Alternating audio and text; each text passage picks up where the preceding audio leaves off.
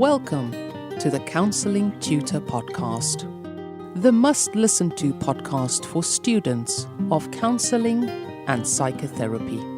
Here are your hosts, Rory Lees-Oakes and Ken Kelly. Hello and welcome to the Counselor Tutor Podcast with me, Rory Lees-Oakes. And with me is my fellow traveller in the existential realm, Mr. Ken Kelly. How's your existential self, Ken? Oh, the existential realm is particularly nice at the moment. We make this from the United Kingdom and we've got some sun. Yes. Yeah, we can see the sun. It's come out. It's great. There's people in the street literally pointing with their children at it going, "What's that, mummy?" It's the sun. Taking pictures of the mythical yellow ball in the sky. Yeah, I remember if you see the sun, don't look at it. It's not really good for your eyes. Health and safety warning. The Counselling Tutor Podcast is good for your studies, and we've got an absolutely action-packed episode for you today. I think you're going to like this. We're going to be kicking off with a little bit of a debate about what self-actualization is. This comes from our Facebook group, so we're going to be looking at that. Going into theory with Rory, and this is a treat for you. This is, when I was one of Rory's students, this was one of my favourite lessons. It's all around ethical problem solving, and there's a not to be missed giveaway with this one as well that you will use no matter what level you're at. If you're a learner, you'll use it. And when you're in practice and you've been in practice for 10 years, you'll still be using it. So that's still to come. See what I'm doing? I'm putting a hook out there and getting everybody excited. You're being a fisherman, Ken, aren't you? You're doing your fishing, aren't you? We're going into part 2 of the 7 stages of process. If you missed part 1, it's in last week's episode. Go and pick up on that one. And then we're going to go into Ask Ken and Rory, where we're going to be looking at what the difference is between counselling and psychotherapy. Ooh. But we're going to kick off as we generally do with this is, I guess today, it's an integrative questions, because we've taken a little bit from different posts within our Facebook group. If you're not part of our Facebook group, come and join us. How do you find us? Go on Facebook and put in the words Counselling Tutor, and you're going to find us. It's the Counselling Tutor Facebook group, and we'll let you in, and you can come and join over 1,500 other learners, tutors, and practicing therapists from around the world, and come and join in the debate. But the question is around self-actualization, of what that is, and kind of how it works, and how you would, I guess, put this in an assignment. What can you put? So handing over to you, Rory, on self-actualization. Well, I'm going to self-actualize myself here. And I think self-actualization, it's a term that's kind of bandied around a lot. And sometimes it's assigned to Abraham Maslow, and sometimes it's assigned to Carl Rogers, and sometimes it's just something that's talked about in the human potential movement. And I think the way to start this, or the way to look at it, is the fundamental basis of humanistic approaches. And that is, it's a growth model. It's a model where it's inside out, where we make decisions internally and grow. And we can only do that, according to people like Abraham Maslow, if certain things are in place. So just as a kind of observation, I worked in a hostel for people who'd come out of prison for a few years. And one of the things was that unless people had stability in their life, unless they had somewhere to sleep and they had food, they really couldn't progress their lives on.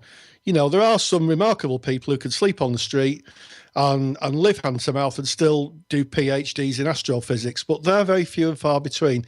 So if we're thinking of self-actualization, it's about having the very basis of existence in place before we can move to the next level. And Maslow developed a triangle, didn't he, Ken? He did. He developed a triangle that helps us understand what is needed for people to grow. And this is particularly prevalent in the UK at the moment with the age of austerity we're going through. So basically, he had a number of steps. So we're thinking of a triangle, and at the base of the triangle, which is the wide base, we're talking about the needs which are physiological. Now, I'll ask you a question, Ken. What is it you need right here, right now to survive? Well, I think I heard, and I think this was by Bear Grylls. Bear Grylls said Yes. that there is the rule of 3, and I think it's that you can live for 3 minutes without air. Yes. You can live for 3 days without water, and you can live for 3 weeks without food. Yes. You're and right. those are them. Those are them right at the bottom. Without air, food, water, we're not here. So that is our primary drive. It's an instinctive drive. And if you want to see why this base of Maslow's triangle is air, shelter, water, food, all you need to do is look at a national disaster. A national disaster brings people back to that base of the triangle where it is a scramble just to get clean drinking water and food to eat, and the world comes and brings in the humanitarian aid. That's what they bring in there because they are those basic needs. Absolutely, Ken. And the thing is, he's absolutely right, these Bear Grylls. You can't swap them over. They're not interchangeable. So you can't say, well, I'll swap air for water. No. I'll swap water for food. It doesn't work like that. So right at the bottom of the pyramid is breathing, water, food. Homeostasis, which is basically about getting your needs met physiologically, and that includes going to the loo, believe it or not, Yep. and sleep. Yes. And in some parts of the triangle, sex. And I'll make the difference between sex and intimate relationships. Sex is seen as in the triangle as a biological function as opposed to a kind of loving, intimate space between two people. So those have to be in place before a person can then go on to the next level of the triangle, which is safety. And safety is, we'd say, contemporary society is about living in somewhere safe, just in your neighbourhood. You know, you can't, if you're locked in your house because there's people running riot around you, you don't feel safe. You feel scared. You can't go out to the shops. You can't go and meet friends. So the second is safety. And again, it really goes back to when I worked in a hostel where you couldn't get anybody to do anything or reclaim their lives because if they didn't feel safe, they just couldn't go out. They couldn't do anything. And it happens with clients as well, doesn't it? How often do we meet clients occasionally, Ken, who just don't feel safe in the world? Yeah, 100% is very prevalent, I guess, to what we do as therapists to provide or aim to provide that safe environment. And I think, so we're looking at that first self-actualization. You're not going to be concerned or worried about your safety and your security unless those base needs are met of that food, that shelter. So those base needs, once they are met, then you can self-actualize, in other words, move on to thinking about other things. And that second base, safety, security. Absolutely. And the next thing, this is really where we as therapists get involved with clients. We don't usually get really involved with physiological needs or safety needs, but certainly in the next part of the triangle, which is love and belonging, which is things like companionship, knowing people, as Nietzsche said, being known and knowing others, family, which is something we wouldn't get involved in as a therapy, and sexual intimacy. So the idea is that now we're making connections with people, and people are connecting with each other, knowing each other, and feeling that they're part of the world, Ken. And you won't need to look far within your therapy practice room to hear that is often brought in. People not feeling that those needs are met for them, that they're having a struggle or a fraction within their family, that they don't feel that they are accepted by peers. It is often a need that is brought into the therapy room. So something that we'll be working on, I guess, a lot as therapists. Yeah. And then we move to the next part of the triangle, which is called esteem. And this is really where we as therapists work. It's about confidence, respecting self, maybe respecting others, self-esteem, loving one's self. And that is about being happy with oneself. So people can function in the bottom three of those blocks quite easily, but they don't have a fulfilled existence unless they know people and feel confident in people thinking a lot of them and thinking a lot of themselves. And I guess as an educator, Ken, this is where education plays a primary role. Yep. People succeeding in their studies, the people, you guys listening out there, yep. Doing in your studies, it'll boost your self-esteem. Look, I've got this qualification. Look, I'm doing this. And this is really important for people to have a healthy psychological life. And then finally, we go to what Maslow calls self-actualization. And here we have a little bit of a debate, Ken. We do. When when Maslow made the triangle, he actually stated there was only 3 people in the world that had self-actualized, and one of them I think was Gandhi, and one of them was the wife of a president. I think it was Eleanor Eisenhower. Most modern people modern thinkers looking at the triangle would say actually that if you have to cut the top off, and self-actualization goes on forever. I agree. It's one of those things that we come along and what self-actualization is basically what Rogers was talking about. See how I did that, Ken? Yeah, you've brought this back to that key question of what is self-actualization. Yeah.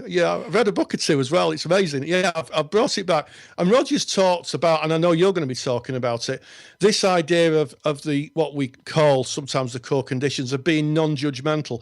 And non-judgmental isn't just about being non-judgmental of others. It's about non-judgmental of yourself, of being accepting of facts, having a lack of prejudice, being spontaneous, being creative, being a moral person. And that means just doing the right thing.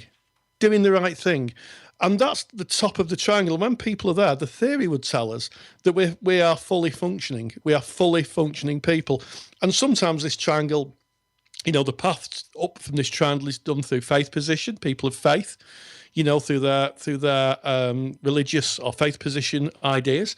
Sometimes it's done through personal development in counselling. There's lots of paths to it, but the theory would tell us that if we get to that part, then we're fully functioning people. It really is interesting, and self-actualization, as I understand Rogers' definition of that, is kind of when we move from one place to another place, from that rigidity to that fluidity, and that constant movement is us self-actualizing. And if you look at Maslow's hierarchy of needs, you have a look at that triangle.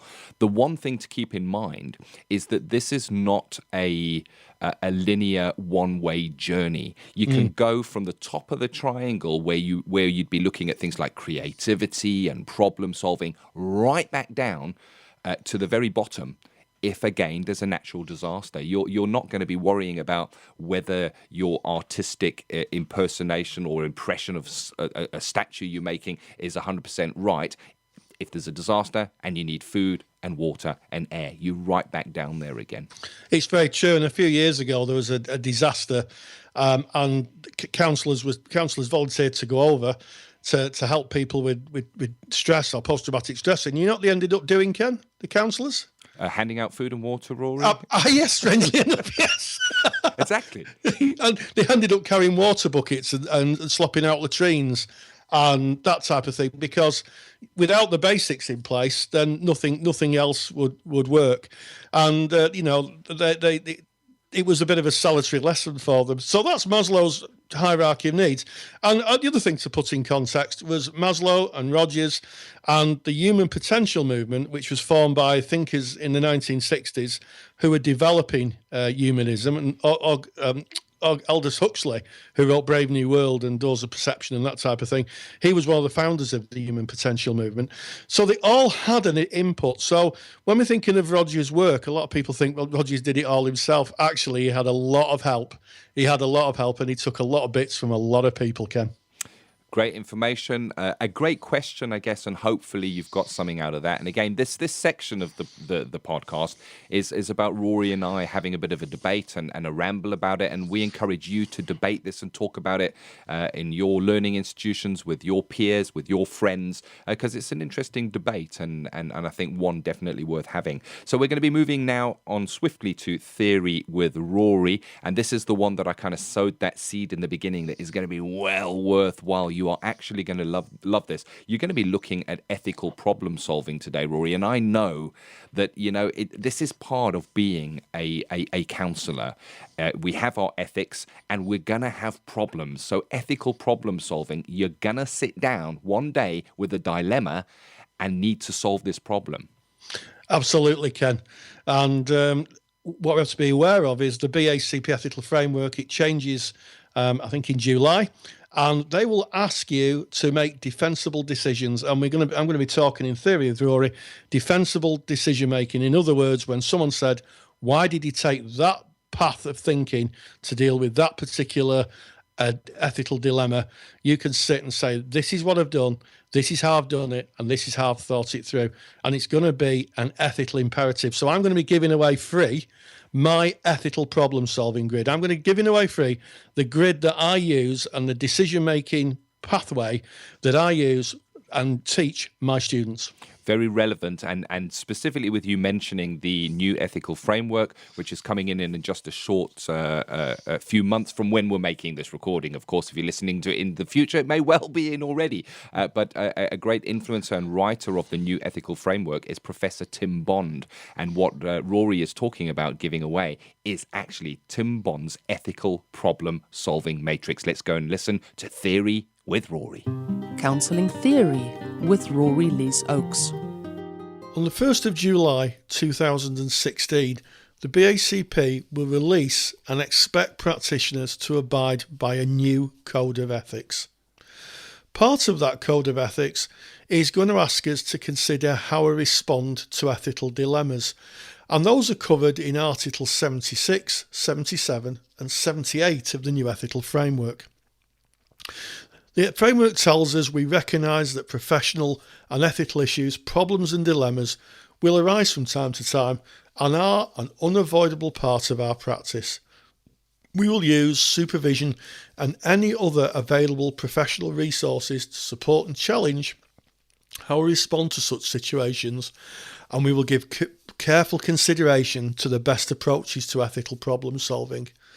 We will take responsibility for considering how best to act in such situations, and we will be ready to explain why we've decided to act in the way we did.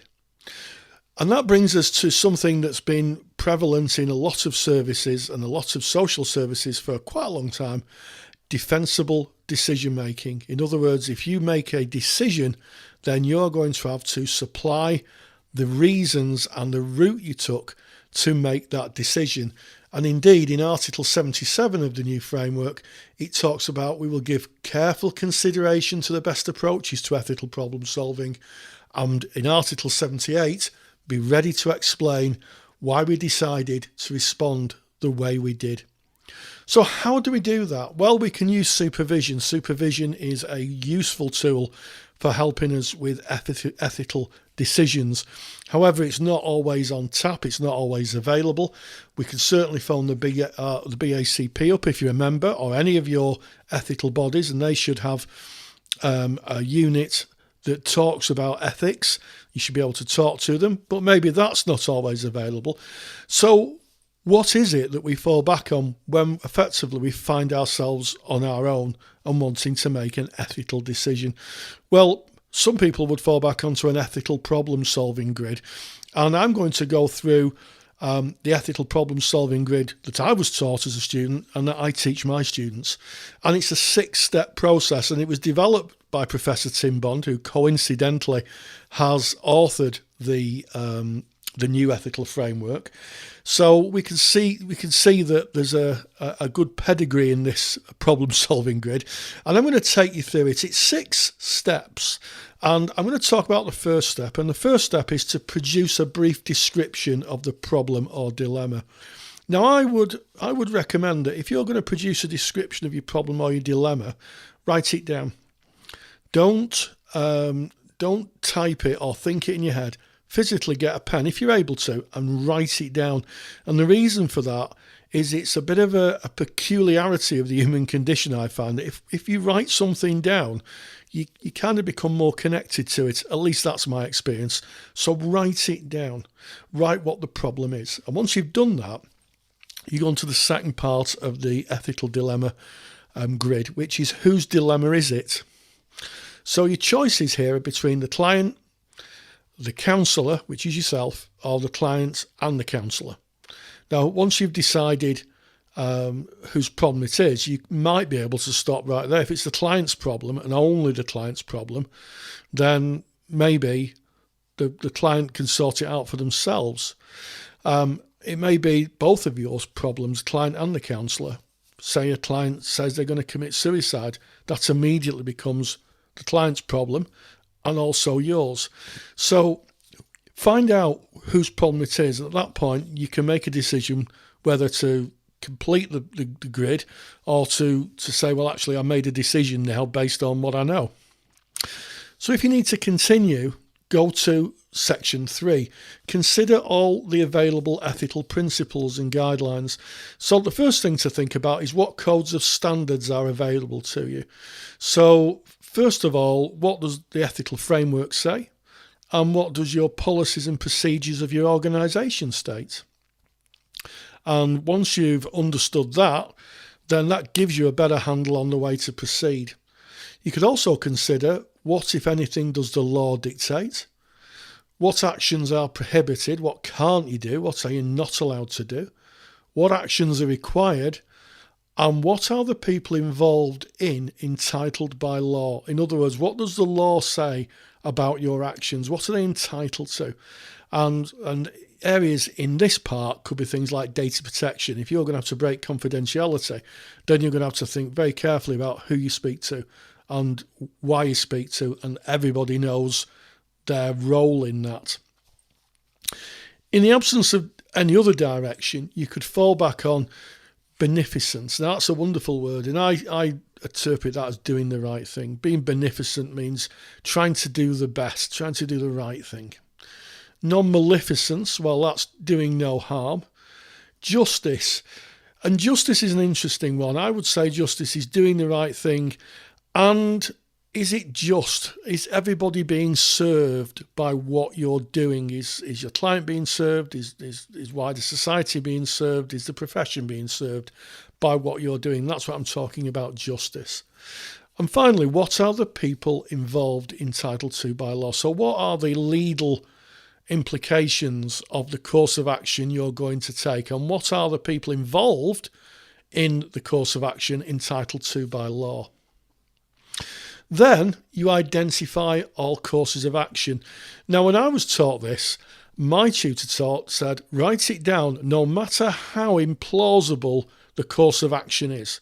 Even if it sounds completely off the wall, write it down and put it up for consideration. And then what you do is you select the best course of action. So you've come to a course of action and you test it against these 3 ideas. Universality, that's a big word, but it means, would others take the same course of action? Given the dilemma, would you say that other people in your position would do the same thing? So thinking about peers, people who do the same kind of work as you, would you do the same thing? Publicity, now this is an interesting one. If there's a complaint made and what your course of action ended up with was being in the papers, so could you justify it to your friends if it ever got into the papers? And also, what about your peers? What about the people that you either train with or serve with in terms of in counselling practice? So publicity is a really useful thing. And one of the ideas could be, say a client left you £1 million, gave you £1 million, and gave you a cheque for £1 million. What would the publicity be on that? What would your peers say? Now, it might be that some peers said take the money and retire. I know that happened when this was put up in my training group many years ago. But it's an interesting idea, isn't it? What would the wider population think, as well as your peers? And also justice, and in this case, justice is, have you done the right thing? And finally, evaluate the outcomes. This is step 6. Was the outcome what you'd have hoped? Have you considered all the relevant factors? And would you do the same thing again? Now, here is an interesting thing. Asking yourself the last question, would you do the same thing again? May be that given the circumstances, you wouldn't. But not all events are the same. There's subtle differences between every ethical dilemma. So that's something to reflect on. And the other thing is that sometimes there's no best solution. Sometimes you have to take a course of action which may be difficult for both you, may be difficult for the client, and it may be difficult for both of you. But if you've gone through the ethical problem solving grid, you have a line of defensible decision making.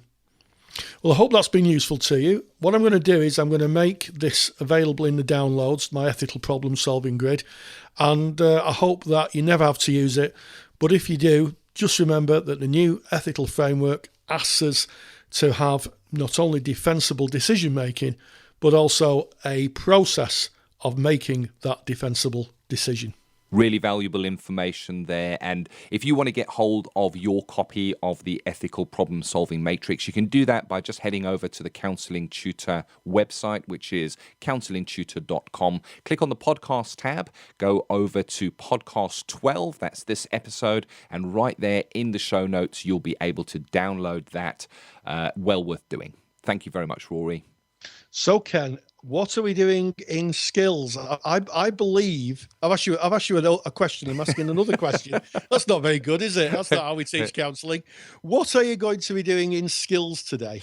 Well, we're picking up from last week, and if you missed on that, just again head onto the website and listen to episode 11 of the Counselling Tutor podcast, where I covered the first three stages in the 7 stages of process, which keys beautifully, Rory, into how we started off when we were speaking about self-actualization, as we now go into the remaining 4 stages. Absolutely, Ken. Anybody would think we actually plan these podcasts. Counselling Skills with Ken Kelly. Today we're going to be looking at stages 4, 5, 6 and 7 of Carl Rogers' theory, the 7 stages of process. So if you want to catch up on stages 1 through to 3, then that is available in last week's podcast episode, which is episode number 10. So what are we likely to see at stage 4 in a client's presentation? Well, first of all, we're going to notice that there is once again a loosening of that self-construct. And this is a theme with the 7 stages of process, because it is from that rigidity through to that fluidity. So we're going to be seeing a slight loosening as we go through all of the different stages, I guess. And Carl Rogers refers to this as a gradual loosening of constructs. So what are we looking at now? We're looking that the client is beginning to describe more intense feelings. But these are not feelings again in the here and now. The client is much more comfortable bringing something from the past. Rogers uses a beautiful word here. He calls it the not now present in his book on becoming a person. So we're certainly seeing this client accepting those deeper feelings and bringing them into the therapy room, but more comfortable with that being past tense. So an example of that, I felt so desperately unhappy when she didn't seem to care. And the key word there is I felt. So talking not about I feel here in this present moment, I felt. And then the client may carry on, I've never known such deep feelings. It really scared me. So talking about how the impact and of these massive, overwhelming feelings, but again, not accepting them in this present moment. And it's fully understandable. Those feelings are painful and they're hurtful. Why would the client want to experience them in the here and now? So it's almost like a protection, a barrier of putting that into the past. This client really has a difficulty understanding and accepting these negative feelings within self. They're more likely to want to run away from them. They want to get away from that pain. And I guess putting it in the past is one way of doing that. It's not in the here and now. I don't have to feel it in this room. So an example may be, if this is what falling in love is all about, and this is the hurt I feel from that, then I just don't want to fall in love. It's avoiding the pain at all costs, as opposed to embracing the pain and recognizing that it is part of self. It's almost for this client as if they would rather that pain had never existed in the first place. At stage 4, we're going to notice that the client may accidentally, and there's the strange thing here, accidentally bring here and now feelings into the therapy session. However, if the here and now feeling is brought in, it will generally be mistrusted or rejected entirely by the client. So an example of that is the client may say, oh, there's this deep knot here, right down deep inside, and it stops me from, I guess, being myself, and I don't know what it is, and it makes me angry. What can I do about it? So it's there. It's in the here and now, but it's not accepted, it's not embraced, it's not fully seen as even part of self, the client is trying to distance themselves from it. They're trying to run away from it. They want it to stop. What can I do about it? They're looking for the switch to turn it off. They're looking for the here and now solution to make it stop immediately. At stages 1 to 3, there was a great externalization of why the client was feeling the pain. It was almost like the responsibility for that pain was all from other people, places, and things exerting their will upon the client's life. Here at stage 4, we're going to start to notice that the client is starting to accept the responsibility for what is happening. However, they may accept that responsibility, but the fearfulness of that and the hopelessness of the situation are going to be very apparent. An example of this is the client may say something along the lines of, I'm feeling terrible and I don't know what it is. I've looked around and I just can't find it. It just must be me. There must be something wrong with me. There's a clear indication that there is an acceptance of responsibility, but there is just total helplessness surrounding that. We may find at stage 4 the client has difficulty trusting the therapeutic relationship, trusting the therapist. And this is understandable. They've had difficulty trusting their own feelings. They want to distance themselves from their own feelings. They're having difficulty trusting that they form a part of their world and they are in some way responsible for how their world and how their life has turned out and thus the way they feel. So for them to put trust unquestioningly in the therapist is really, really difficult. And you may hear the client verbalizing that, saying, I find it really difficult to trust people. I don't know if this is going to work for me. How do I know if this is the right modality in counseling for me? How do I know that you're the right counselor? These are clues that we can look for that the client is finding it difficult to trust, and fully understandable if that client is at stage 4. And finally, before we move on to stage 5, we can sometimes see an inappropriate use of humor by the client, where the client may bring pain and a struggle and then put humor with that inappropriately and giggle or laugh. So an example of that is they might bring something really painful and then go, you probably just think I'm mad. Or a great example here is, it's crazy, isn't it? That I can't believe that I keep on getting myself into these situations. Look at me. Third person. Look at me, a man in his 40s acting just like a kid.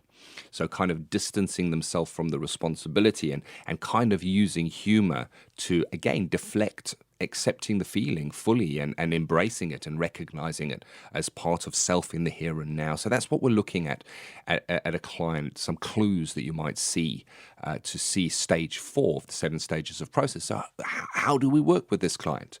Well, at this stage 4, the client is beginning to integrate more into the relationship, or although we've already mentioned that not 100% trusting, there is that difficulty in trusting, but the client has a willingness. The client is there. The client is looking at feelings, occasionally bringing them into the present, occasionally using humor to distance themselves because it's painful. It is so painful. This is a great stage, and very often you're going to be working with clients right there at stage 4.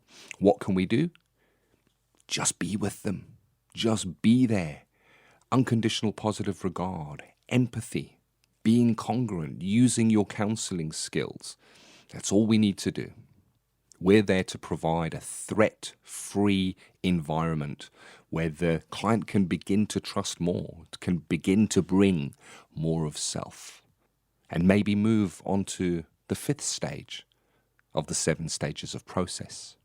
As we move into stage 5, I think it's important to point out that this is not a linear process where a client will move from 1 to 2 to 3 to 4 to 5 and right up to 7. The clients can move between these different stages at any time. It's kind of a fluid motion.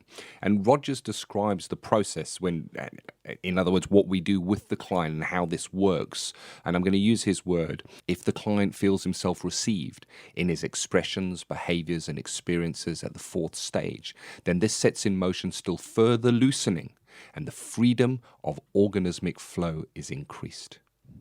lovely words of that unconditional positive regard, being there, fully accepting that client, the client feeling fully received, which is the circular point of empathy. Empathy is that we project empathy out, but it is only complete when the client understands that that empathy is there. They feel fully received in a non-judgmental environment.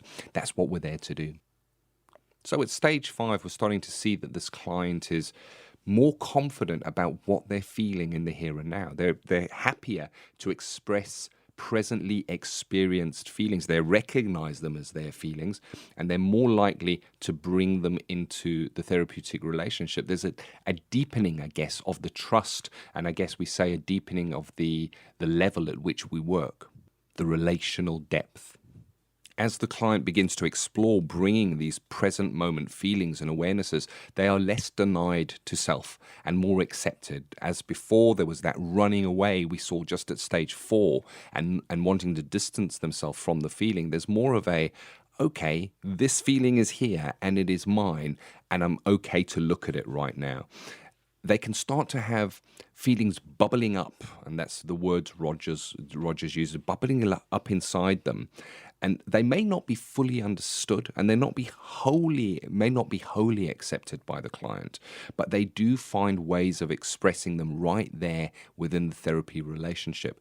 So an example of this is something like, you know what? I've actually just realized that when I start feeling unsure of myself, I get this strange feeling. It's right over here. It's kind of, it feels like a weight pushing down on my chest, and it just fills me up with all this anxiety. And as I'm speaking about it, I can actually feel it now. There it is. That feeling is right there in the room with you. This client is at stage 5. They're bringing here and now feelings. Of course, there's still the fear of the pain is still there, of embracing these feelings, that fear of total overwhelm from these feelings in the here and now. So you may find that at stage 5, a client may be getting close to something, kind of teetering on the edge, and then pull back slightly, not being able to fully submerge themselves in here and now feelings. And we may notice that there's a reluctance to fully trust the feelings that they're having. So it's kind of a, do I trust this? Because we've just gone from a point where the feelings were not accepted at all, where they were distanced from the person. Now, for the first time, they're accepting and holding this in the here and now. Wow, that's going to be difficult for them to trust that and to be fully integrated in that. So it's understandable that they may teeter and kind of appear, I guess, at stage 4 and 5 at the same time. But as you move through these stages, you'll notice more of an acceptance as they begin to talk more about what they're fully experiencing right now. And it's at this 5th stage that we see those light bulb moments, those realizations, those epiphanies, where the client, I guess, has new insights to their life, to their relationships. So an example of that may be a client presenting with, you know, I've carried this massive resentment for my father because of what he did when I was a child. And I felt so bad about that, about what I've been holding inside. And, you know, he's my father. I shouldn't feel that way. And now looking at it, I think it's okay. It's actually okay for me to be angry about that. I should be angry. You know, I guess I still love him. I still love him. But what he did was wrong, and I'm okay to be angry about that. So more of an acceptance of those feelings inside. We're starting to see the incongruences start to crumble here at this 5th stage. The incongruence would, of course, be I'm feeling a resentment and anger towards my father. I shouldn't feel that way because he's my father. And there's an incongruence. There's a mismatch of the feeling and the emotion and what is happening in the head. And here we're starting to see an acceptance of that. It's starting to become more accepted within self-concept. At stage 5, the client is almost saying, you know, it's okay for me to feel, it's okay for me to have these negative emotions.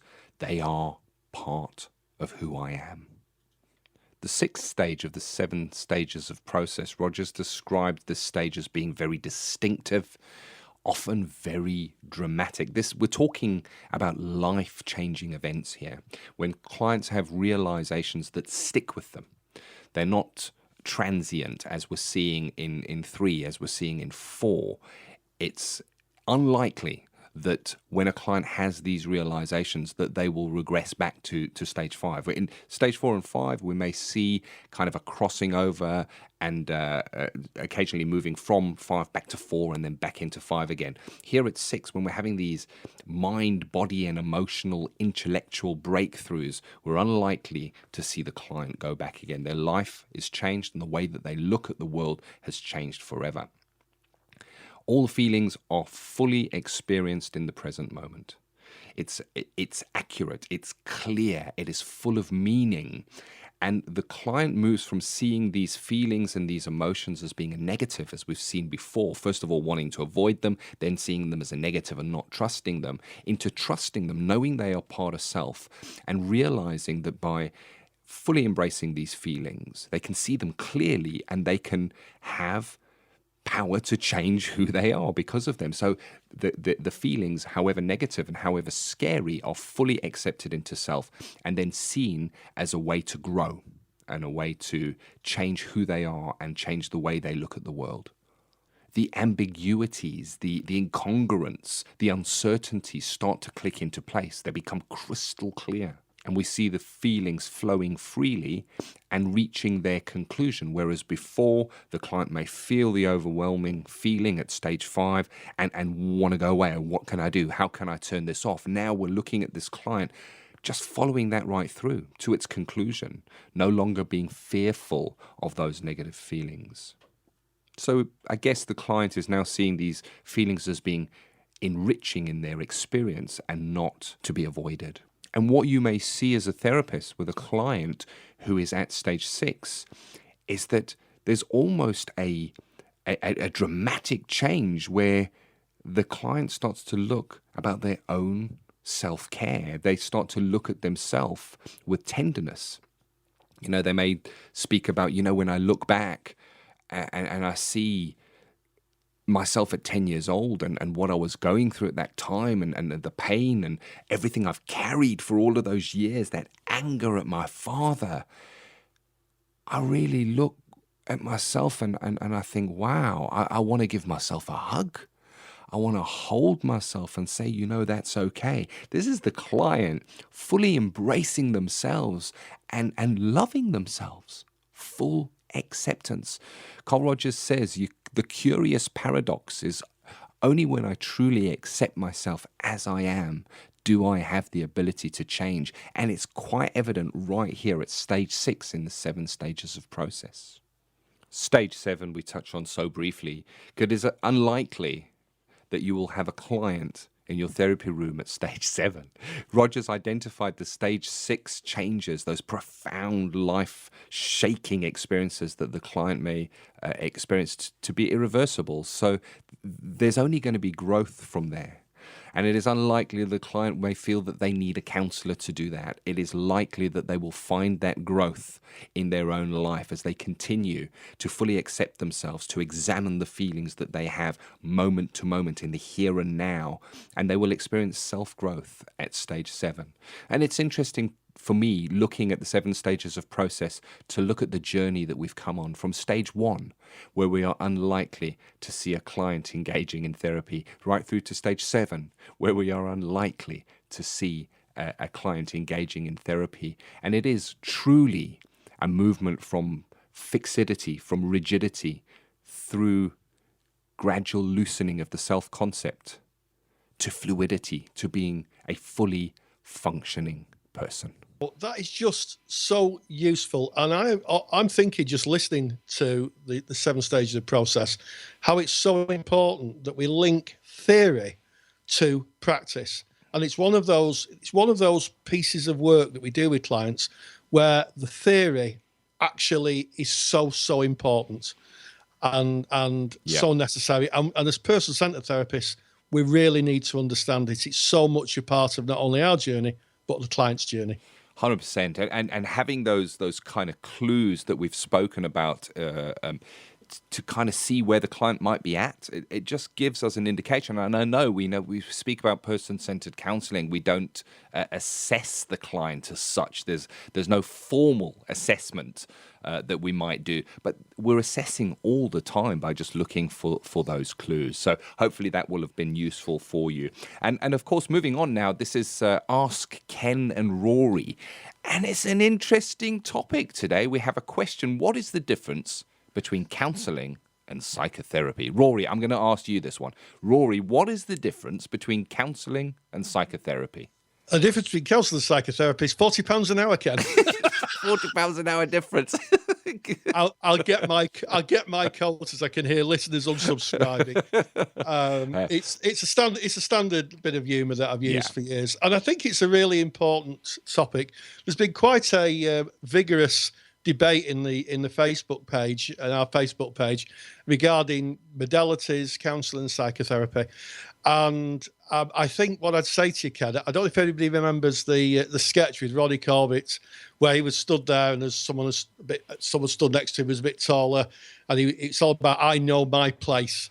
I'm upper class and I look down on him, and he's working class and I look up to him, and all that type of thing. Oh, Mr. John Cleese was in that. Mr. John Cleese was in, and maybe what we'll do is we'll put a link in the page to the video, and occasionally, and I'm not saying all the time, when I meet people who've trained in a different modality, they may be at great pains to tell me how their training is better than mine, and it's really, really interesting. And this is my take on it, Ken.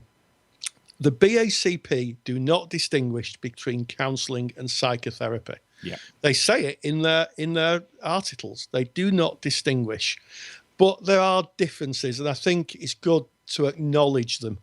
And acknowledge why there are different modalities of therapy and how it helps. I agree with you, and I guess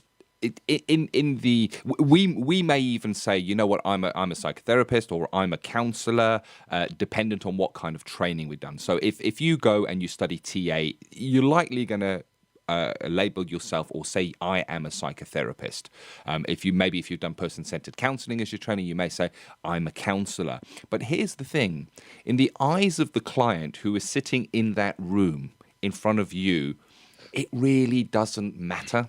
It may play a part in them deciding where they want to go in the first place, but once you're in that relationship, it really doesn't matter. You are there in a room with a client to be with them in their pain, and to work with what they are bringing. And the BACP has certainly done some research around which modality of counselling is more successful and has better outcomes. And it tends to point to the fact that the relationship is the most important part of the counselling relationship. But saying that, there are certain presentations that would best suit certain styles or modalities of counselling. Absolutely. And I think what you're talking about before, Ken, was something called the dodo bird effect. And I'm not going to talk a lot about the dodo bird effect, but I'm going to put a link into the show notes. So if you download the show notes, it'll tell you. But the dodo bird effect was something that's been known for a long time, that the quality of the relationship is the best indicator of a good outcome in therapy. Doesn't matter what modality you're practicing.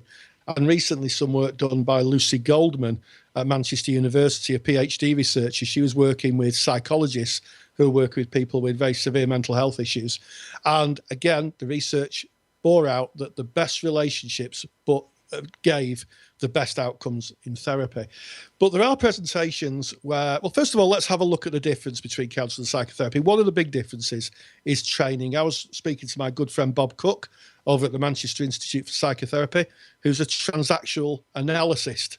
And his training is something like 650 hours. Yeah. The average counselling training is about 400 to 450. Yeah.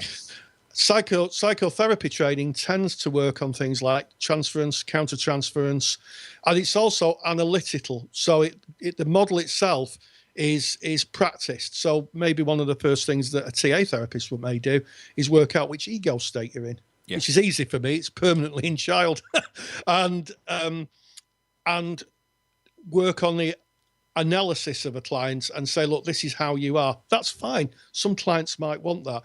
The other thing is some diagnosis from psychiatrists, things like personality disorders, may need a certain approach, a structured approach where the client is said, look, this is how you are, and this is how we may be able to help you fix it. But we have to go through these steps. So we're now talking about CBT therapy as well. You know, if someone comes and they're afraid of flying, it may be that the client only wants to be told, what do I do to stop a fear of flying? So it's always the best fit for a client. It's always the best fit for a client. Psychotherapy is really, really good because it's long. It tends to be long term. Some people could be in therapy for years. Yeah. And certainly with issues of historic childhood neglect or abuse, it could be really useful for clients to unpack how their history has impacted on their here and now. So it's about walking back through the timeline and looking at maybe at the decisions being made. So my view is that it's very healthy to have a kind of pluralistic view of therapy. We shouldn't just have one size fits all. We should also respect our fellow therapists. There are some therapies which I just really don't get and won't want to practice, and that's fine because I know that they are practicing in a way that they feel is fine and they don't understand mine. And we should respect that. It's a best fit for client.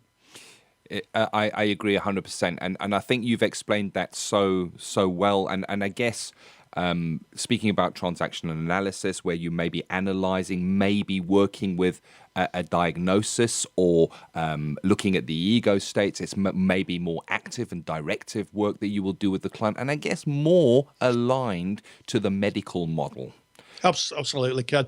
And I think that, you know, I'm going to do a Mapper Monday one day of all the therapies. I've started to do it. It was huge. It's like a map of the world. Yeah. But if we think of this, okay, psychoanalysis and transactional analysis really comes from the medical model, in that it's a diagnostic model. And psychiatrists diagnose using DSM, which is the psychiatrist's handbook for diagnosing mental health issues with people, and it links into that. So it's a medical model, and certainly things like Gestalt would say that obviously it's about how we feel in ourselves. It's a whole system model. Yeah. So it's a medical model. Person-centered therapy doesn't come from that. Person-centered therapy comes from philosophy. So it's a philosophical model. It's about how we view our world and our place in it. And behavioral models are about science. So they say that if you do this, then the research will tell you that this will happen. And that's things about, you know, as I spoke about in last week's podcast, irrational thinking, irrational fears. They may not be irrational to you. They may feel very rational, but if they're hampering your life. And the other thing is psychosomatic symptoms. I watched a program on the TV about a woman who was a European woman who spoke with an accent of the Indian subcontinent, and she just started to change her accent, and they thought she might have had a stroke, and they said you've not had a stroke, it's psychological. She got very upset because she thought that people would think she's doing it deliberately. That's the sense I got. The fact of the matter is psychological can be very subtle. It can be a very subtle view, and changing our behaviour might have to be a very structured thing. So for presentations such as that, maybe a behavioural model might be more useful. It's a really wide field. We're a very big field that we're in. And I guess that's why it has been debated for decades and will continue to be debated. And if you look at, again, coming full circle, the BACP, they're not taking a stance on this. They're saying, we don't see any difference. So I guess it's what you choose to call yourself, according to the BACP. But there are those that will say that is not true because it is certain kind of training. Then you may call yourself a psychotherapist. It's a debate, and it's a debate that, again, we encourage you to have with your peers. Yeah, let's see that. If anybody hears this podcast, which I'm sure they will, I hope they will. Let's why don't we start the debate off? Why don't we start discussing it? Because I think it's something that is a rich scene for us to understand each other's modalities. I get rather worried when people plant themselves firmly in one spot and say, my way is the only way. Yes. I don't acknowledge that. And if a client came to me and had a specific presentation that I know that I couldn't work with, I'd refer them on. Simple as that. Which I have done many times. Yeah. And that leads us nicely into ethics, doesn't it? It does indeed. Wow, what a nice packaging of today, moving from self-actualization through to ethical problem solving, right through those 7 stages of process, bringing in that self-actualization, looking at the difference between counselling and psychotherapy, landing up with ethics again. It's just been fantastic. Rory, I think that we should share the good news. What do you think? I think we should share the good news. We've been plotting and scheming in the best possible. Here's the thing: if you like the Counselling Tutor podcast, you're going to love this. Rory and I are getting together for a live presentation. It's going to be done by means of a webinar. And if you've never been to a webinar, don't worry. You just sit in front of your computer, and Rory and I are going to be there, and we're going to bring you some information that we hope that you will find really useful. What are you going to be covering in the webinar, Rory? Well, I'm going to be comparing and contrasting therapies. It's something that students are always asked to do virtually in every course that I've ever seen. And I'm going to be showing you my Venn diagram, a way of doing it really simply and a really good way of comparing and contrasting. You can take away and make that sometimes a little bit tricky compare and contrast question really, really simple. Really useful stuff there. Just to get that Venn diagram is a big winner, and it's directly relatable to the assignment work that you're going to be doing. No matter which modality you're studying, you're going to be asked to compare and contrast different models of therapy, so very useful. I'm going to be looking at skills, but I'm going to be looking at skills and how we write them in an assignment and what you can be doing to get better marks with that. I'm going to share some of the tricks and some tips on how you can basically take theory, practice and skills and kind of combine them all together. And again, this is linked to the assignments that you're going to be writing. So hopefully something really useful for you there. And if you are working towards a diploma or higher, you're going to at some stage be asked to write a case study where you're working with a client and you're using your skills and reporting back of what you're seeing within that client. And this will be really, really useful for you for that. So if you're listening to this and you think that's going to be a good fit for you, this very first session that we're having is free to attend, and it's going to be happening on Sunday, the 8th of May. And that's at 7 p.m, that's 7 in the evening, and that is UK time or British summertime that we're in at the moment. Yeah, that's 2016, because maybe some people will be playing this podcast in the future, and I may be a bit disappointed if they click on the link and they find that they played it in a year's time. Yeah, but it's Sunday the 8th of May 2016. It's a live broadcast, and I'm just really looking forward to seeing people come into the room and kind of get interactive. I think it's going to be great, Kev. It is going to be great. There is one small drawback, is that the software that we are using has limited seats available. When it's full, it's full. So if you want to join in, what you do is you go to counsellingtutor.com. That's counselling spelt the UK way with 2 L's, counsellingtutor.com/live, because this is live, /LIVE. That's the registration page. You're going to pop in your email, go and get your seat, go and book it right now. And even if you think, hey, I might not be able to be there, if you do register and you're unable to be at the live event, we're going to send you a link to a replay so you won't miss it if you've registered. Show notes for today's episode, you want to head on over to counsellingtutor.com, click on the podcast tab, episode 12, all the notes, the links, the ethical problem solving matrix. It is all there for you. Yep. And we feel we know you. You know, we feel that when we see in the Facebook page that we know you, that we hear what you're saying, and it's really important that we do get to know you, because this really is for you and for what you want to do in your practices. Well, that's it from us. Episode 12. Next week, Episode 13. My father said to me that it's really unlucky to be superstitious. So I'm quite happy that we're going in to episode 13. So until next week, take care. And stay grounded and stay safe. Thank you for listening to the Counselling Tutor podcast. Find the show notes for this episode on our website at www.counsellingtutor.com.